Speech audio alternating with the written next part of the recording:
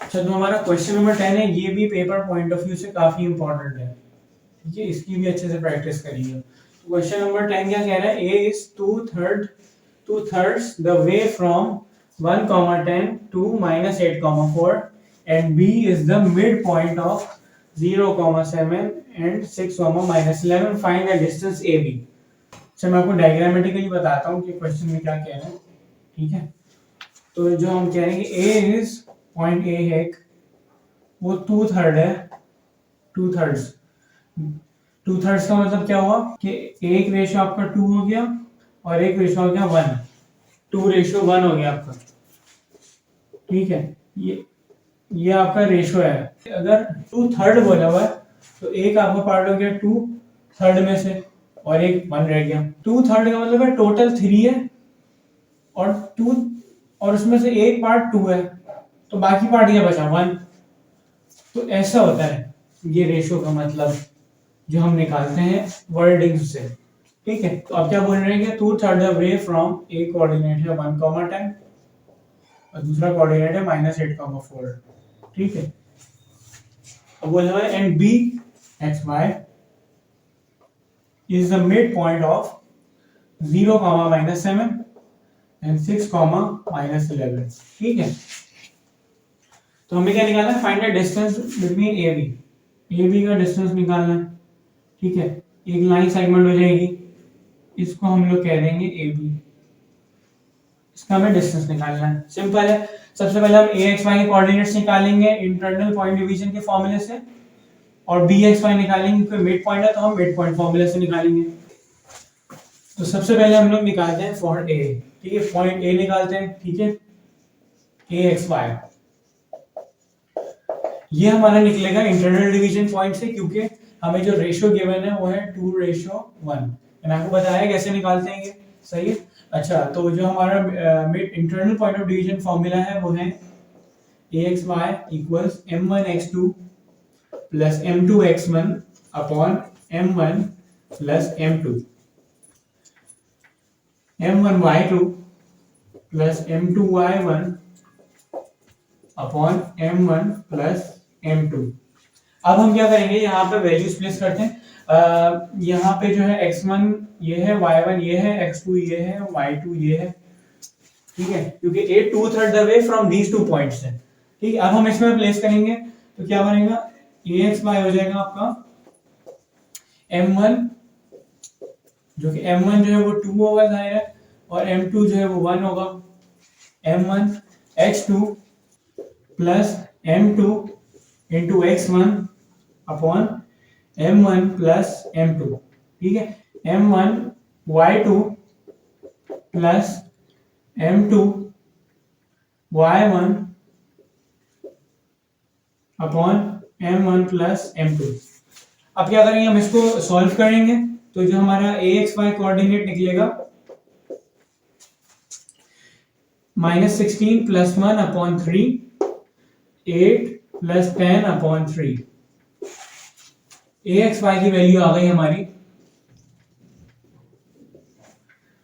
-6 + 1 -15, -15 upon 3 होगा -5, 6 + 3 18, 18 upon 3 6।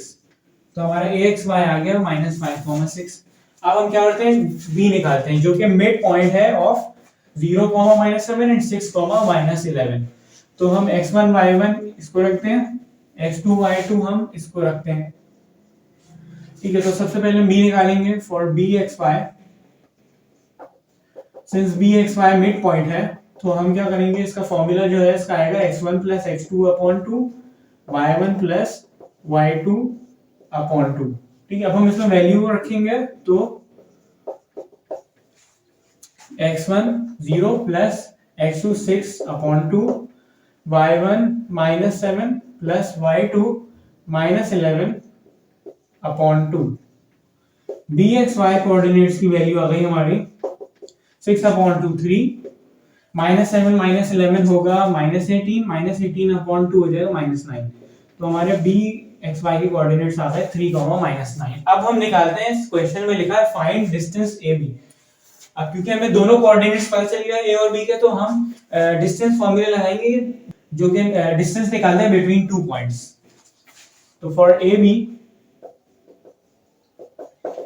यहाँ पे x1 y1 आपका हम लोग सपोज कर लेते हैं ए को, जैसे कि a x1 y1 सपोज कर लिया हमने, तो a के कोऑर्डिनेट्स आए थे -5, 6 और b को हम x2 y2 सपोज कर लेते हैं, तो जो हमारे bxy के कोऑर्डिनेट्स आ गए वो आ गए 3, -9।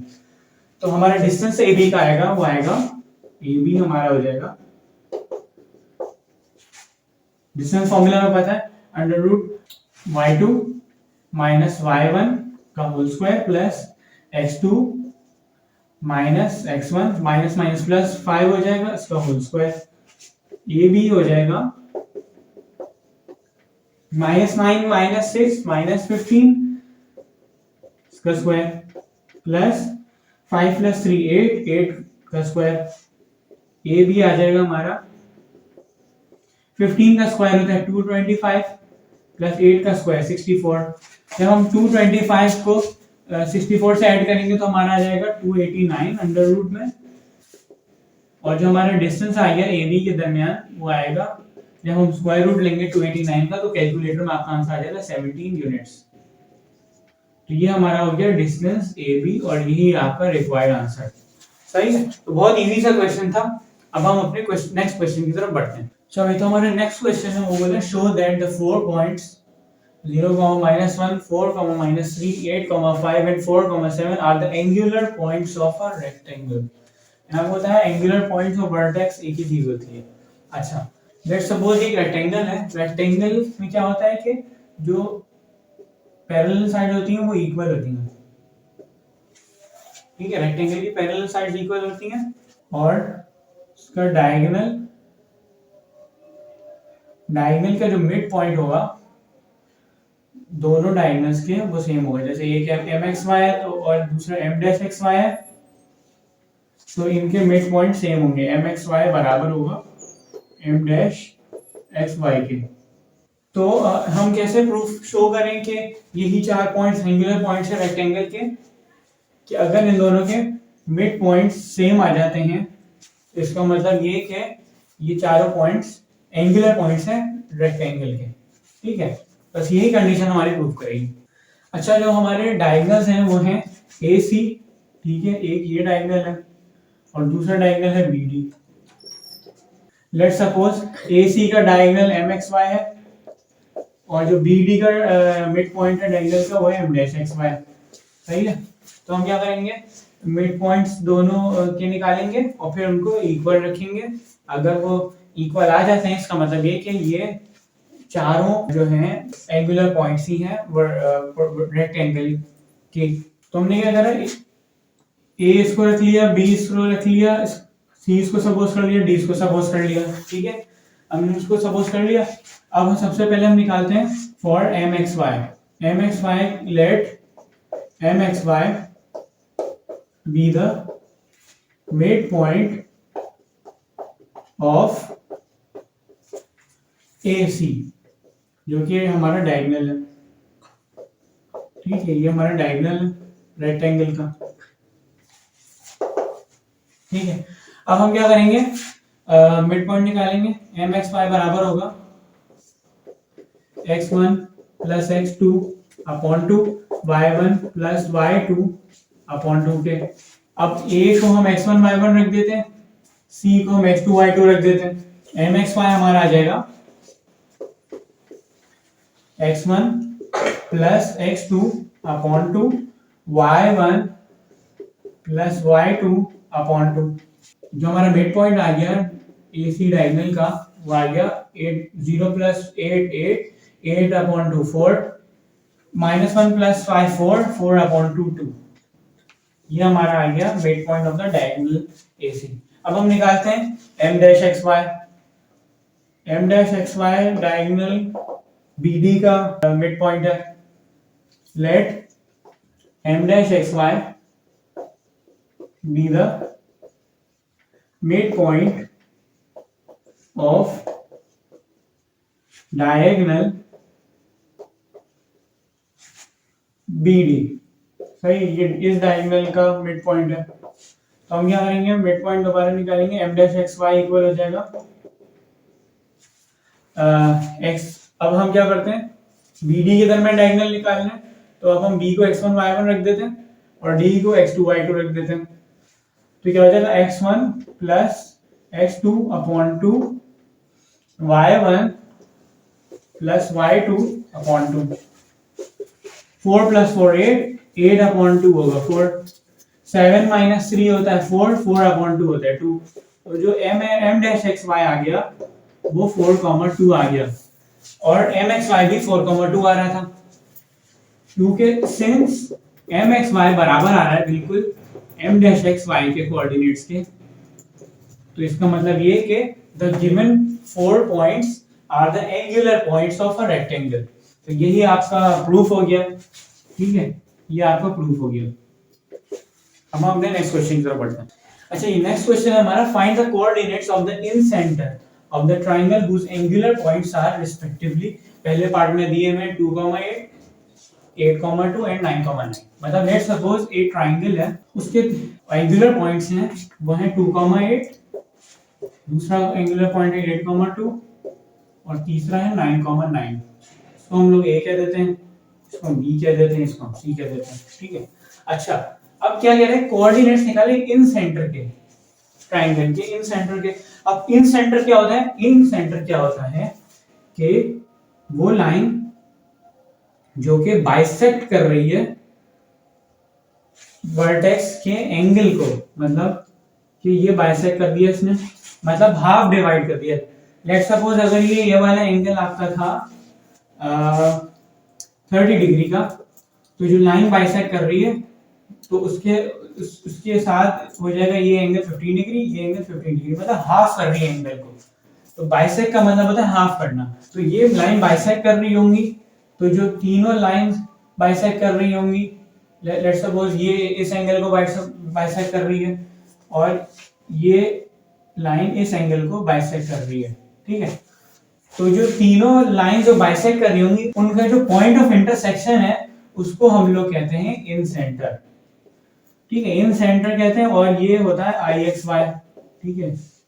अच्छा, इन सेंटर का भी एक फॉर्मूला होता है, आई एक्स वाई बराबर होता है ax1 plus bx2 plus cx3 upon a plus b plus c। y coordinate होता है ay1 plus by2 plus cy3 upon a plus b plus c। सही, ये इसका फॉर्मूला है। अब यहाँ पे ए बी सी क्या है, x1 x2 x3 क्या है, ये मैं आपको बता देता हूँ डायग्रामेटिकली, ठीक है। तो जो x1 x2 x3 ये एक्चुअली वर्टिसेस हैं ट्रायंगल की, x2 y2 ये हो गया, x3 y3 ये हो गया, ठीक है, ये आपके वर्टिसेस हैं, सही। अब ए बी सी क्या है, ये साइड्स हैं। लेट्स सपोज अगर ये वर्टेक्स सी है, ये वर्टेक्स ए है, ये वर्टेक्स बी है, तो जो सामने वाली सी के सामने वाली साइड होगी स्मॉल सी, ए के सामने वाली साइड स्मॉल ए, और कैपिटल वर्टेक्स बी के सामने वाली साइड होगी बी, ठीक है।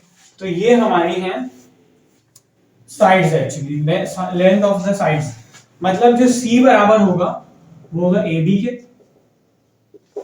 क्योंकि ये 2 पॉइंट का डिस्टेंस होगा ए और बी का, और जो ए होगा वो बराबर होगा बी सी के, ठीक है।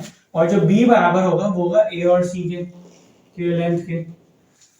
तो सिंपली हम सबसे पहले क्या करेंगे, सबसे पहले ये तीनों लेंथ्स निकालेंगे डिस्टेंस फॉर्मूला से, कोऑर्डिनेट्स दिए हैं ट्रायंगल के, ये हम इसमें प्लेस करेंगे और हमारा आंसर निकल जाएगा, सही है। तो ये हमारा है इन सेंटर निकालने का तरीका। अब हम अपने सॉल्यूशन की तरफ बढ़ते हैं। पहले हम निकाल लेते हैं साइड ए फॉर ए, जो कि बराबर होगा किसके, ए बराबर होगा बी सी के लेंथ के। तो यहाँ पे a is equal to B C हो जाएगा, ठीक है। तो यहाँ पे लिख देंगे since a is equal to B C. अब यहाँ पे डिस्टेंस फॉर्मूला लगा के b और c पॉइंट के दरमियान डिस्टेंस निकाल लेते हैं। अगर हम इसको a रख दें, इसको b कर दें और इसको c कर दें, तो बी सी क्या हो गया, b x1 y1 हो गया और c x2 y2 हो गया। अब क्या करेंगे, हम डिस्टेंस फॉर्मूला लगाएंगे under root y2 minus y1 का whole square plus x2 minus x1 का होल स्क्वायर, ठीक है। तो a हमारा आ जाएगा 9 माइनस 2 होता है 7, 7 का स्क्वायर 49 प्लस 9 माइनस 8 होता है 1, 1 का स्क्वायर भी 1 होता है। तो ए आ गया √50 यूनिट्स। सही है। अगर आप इसको फर्दर कैलकुलेटर में डालेंगे तो आएगा 5√2 यूनिट्स। तो अब हम निकालते हैं फॉर बी। अब बी इसके बराबर होगा, बी जो है वो ए और सी के डिस्टेंस के बराबर होगा। तो लिख देंगे since B is equal to A C, यहाँ पे भी हम डिस्टेंस फॉर्मूला लगाएंगे, ए और सी के दरमियान डिस्टेंस निकालेंगे। अब ए जो हो जाएगा वो हो जाएगा x1 y1 और सी हमारा x2 y2 है। तो हम क्या करते हैं y2 माइनस y1 का whole square plus x2 minus x1 का होल स्क्वायर। तो जो b आ जाएगा हमारा 9 माइनस 8 1, 1 का स्क्वायर 1 प्लस 9 माइनस 2 7, 7 का स्क्वायर 49। तो b आ जाएगा √50। जब हम इसका स्क्वायर रूट निकालेंगे फर्दर सिंपलीफाई करेंगे तो आ जाएगा 5√2 यूनिट्स। अब निकालते हैं हम लोग c फॉर c जो के बराबर होगा ए बी के। आप लोग डायग्राम से भी देख सकते हैं ए बी का डिस्टेंस c के बराबर है। ठीक है, तो जिसमें c बराबर है ए बी के, अब हम क्या करते हैं a x1 y1 है और b हम रख देंगे x2 y2 के बराबर। तो c आ जाएगा, डिस्टेंस फॉर्मूला यहां भी लगाएंगे, √y2 माइनस y1 का whole square plus x2 minus x1 का होल स्क्वायर। c आ जाएगा हमारा 2 माइनस 8 होता है -6, -6 का स्क्वायर 36 प्लस 8 माइनस 2 होता है 6, 6 का स्क्वायर भी होता है 36। तो 36 प्लस 36 होता है √72। तो इसका रूट आएगा 6√2 यूनिट्स। सही है। हमारे ए बी सी तीनों साइड निकल गई। अब हम क्या करेंगे, हम इन सेंटर वाले फॉर्मूले में ए बी सी पुट करेंगे। हमें x1 x2 और x3 पता है पहले से। ठीक है, ये हमारे कोऑर्डिनेट्स हैं। तो अब हम डायरेक्टली फॉर्मूला पुट करेंगे, हमारी वैल्यू आ जाएगी। अच्छा, तो अब हम क्या करेंगे, इन सेंटर का फॉर्मूला क्या होता है, IXY इक्वल हो जाएगा AX1 plus BX2 plus CX3 upon A plus B plus C। y coordinate क्या होगा, AY1 plus BY2 plus CY3 upon A plus B plus C। सही है, ये आपका फॉर्मूला है। ABC हमें पता चल गया है। ठीक है, हम क्या करेंगे, x1 x2 x3 क्या है, ये एक्चुअली तीनों वर्टिसेस हैं। तो x1 y1 इस पहले वर्टेक्स को रख देते हैं, x2 y2 दूसरे वर्टेक्स को रख देते हैं, x3 y3 तीसरे वर्टेक्स को हम रख देते हैं। अब हम इसमें वैल्यू प्लेस करेंगे इन सबकी, हमारा इन सेंटर निकल जाएगा। a जो है वो है 5√2 इंटू x1 जो कि 2 है प्लस b 5√2 है इंटू 8 प्लस c 6√2 है हमारा इंटू x3 जो कि 9 है upon a 5√2 plus b 5√2 plus c जो कि 6√2 है। ये हमारा पूरा x कोऑर्डिनेट है इन सेंटर का। अब y कोऑर्डिनेट बता देते हैं। ये क्या है हमारा 5√2 इंटू y1 है हमारा 8 प्लस b 5√2 है इंटू y2 जो कि 2 है प्लस c 6√2 है इंटू y3 9 है upon a plus b plus c। तो 5√2 प्लस 5√2 प्लस 6√2। अब हम इसको सॉल्व करते हैं। सॉल्व करेंगे क्या आएगा, 5 2 10, 10√2 हो जाएगा प्लस 5 8 40 और √2 एज इट इज रहेगा प्लस 6 9 54 √2 रहेगा। अब इन तीनों को ऐड कर लेते हैं, 5 प्लस 5 10, 10 प्लस 6 16, तो ये हो जाएगा 16√2। वैसे ये होगा 5 8 40√2 प्लस 5 2 10√2 प्लस 6 9 54√2 अपॉन जो यहाँ पे सम था यहाँ पे भी वही होगा, तो ये 16√2 हो गया। अब जब हम इन सबको ऐड करेंगे तो बनेगा IXY इक्वल हो जाएगा 10 प्लस 40 50, 50 प्लस 54 हो जाएगा 104, मतलब 104√2 डिवाइड में है 16√2। √2 से √2 कैंसिल। ठीक है, अच्छा यहाँ पे भी वही होगा 40 प्लस 10 50, 50 प्लस 54 हो जाएगा 104√2 यहाँ भी 16 अंडर रूट 2 डिनोमिनेटर में, ठीक है, 2 से अंडर रूट 2 से अंडर रूट 2 कैंसिल, आई एक्स वाई अब हमारा आ जाएगा, जब हम 104 को जब 16 से डिवाइड करेंगे तो आएगा 13/2, यहाँ भी जब हम डिवाइड करेंगे तो आएगा 13/2, और ये आपका हो गया इन सेंटर, और this is your required answer. अब हम बढ़ेंगे अपने नेक्स्ट क्वेश्चन की तरफ।